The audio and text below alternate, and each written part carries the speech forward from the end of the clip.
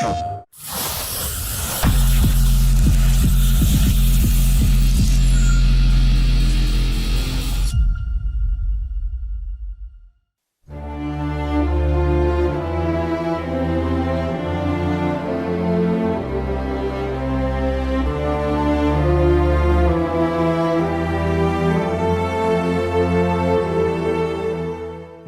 you really break it down, there are only two groups of people in the world. Those with power and those who want power. Take your hypothetical overworked, underpaid cab driver in Lost Heaven who finds himself on the payroll of a prominent crime family. Where to? Anywhere. Fast! Suddenly, we're not talking hypotheticals, but about Tommy Angelo and his work for the Salieri crime family. But there are times when the work doesn't fit the man. Take when Tommy cornered Salieri's man, Frank Coletti. Coletti'd gotten pinched and became a federal informant, and, no surprise, Salieri wanted him in the ground, pronto. Coletti told Tommy he did what he needed to do to protect his family, and there was something about his story. It hit home for Tommy, and Coletti walked. When Salieri found out, he ordered a hit on Tommy.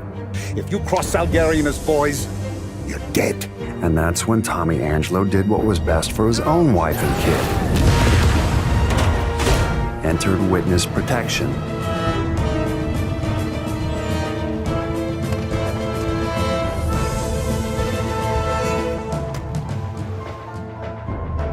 Mr. Angelo?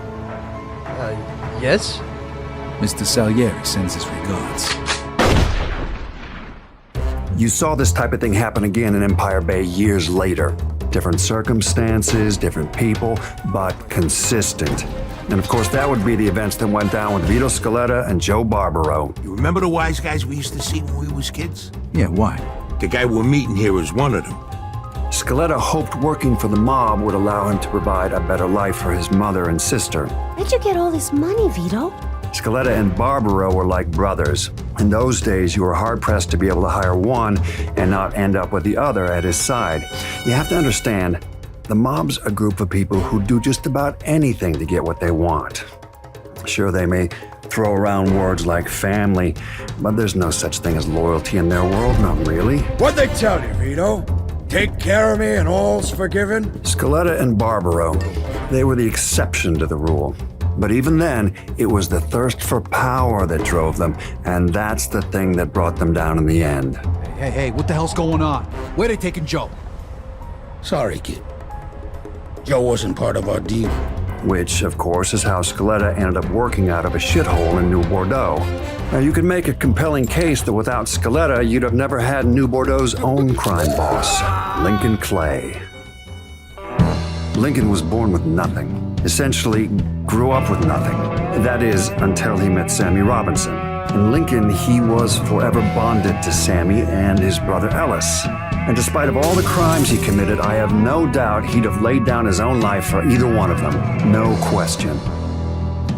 He lost everything that mattered most to him in the night of blood, save for his friendship with a morally bankrupt CIA agent. Point is, Lincoln Clay brought down the entire infrastructure of the mob in New Bordeaux, built up his own thing to take its place. Even still, what he did wasn't motivated by business. It was all about his family. I'm here to make you pay for what you did to Sammy and Ellis Robinson. These men were fully aware that what they were doing was wrong, so redemption's not a possibility here. Let me see your hands. But what I will say is when forced to make a choice between organized crime and the people they cared about most, these men chose family. Every time. Of course, as long as you've got people who are willing to steal, maim, torture, and murder to get ahead, you're never getting rid of the mob.